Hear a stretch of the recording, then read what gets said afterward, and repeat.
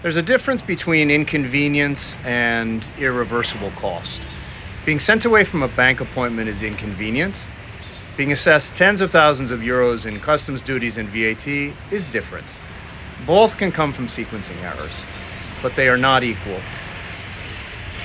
Well, let's start with something simple. You schedule a bank appointment in Greece, you arrive prepared, but your AFM, your Greek tax number, has not been fully activated, or your Taxisnet credentials are not yet functional. Without an active AFM, banks cannot properly register you in the system, so you're sent away, you reschedule, you wait 2 weeks.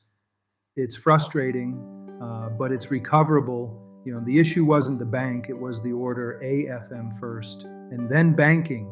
That's inconvenience, friction, it costs time.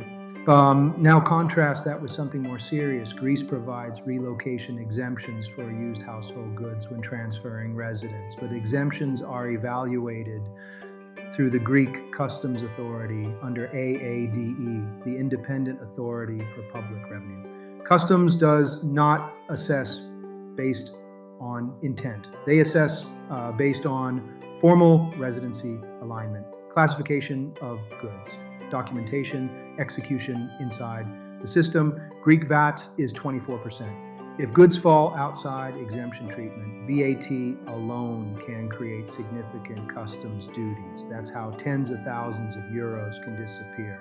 Not because the rule didn't exist, but because eligibility is not the same as execution. That's capital friction, and it's not easily reversed. This principle applies beyond customs. Greek tax residency is generally triggered under the 183-day rule. If timing is misaligned, you may find yourself filing a Greek E1 income tax return with global exposure before you intended. Property ownership must be declared through Form E9. Annual property tax, NFIA, is assessed accordingly. Healthcare enrollment requires AMKA. Each of these systems connects. None operate in isolation. Moving inside one affects the others. So this is where intelligent people get caught. And they assume if I understand the rule, I'm protected. If I qualify, I'm safe. But relocation is procedural. Systems don't operate on intention. They operate on sequence, documentation, and execution. Understanding a regulation is not the same as navigating the system that enforces it. Eligibility does not equal protection. Sequencing determines outcome.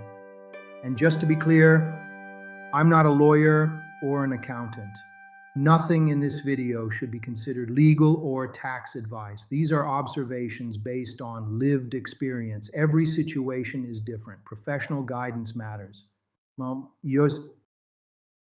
Most relocation mistakes waste time. Some destroy capital.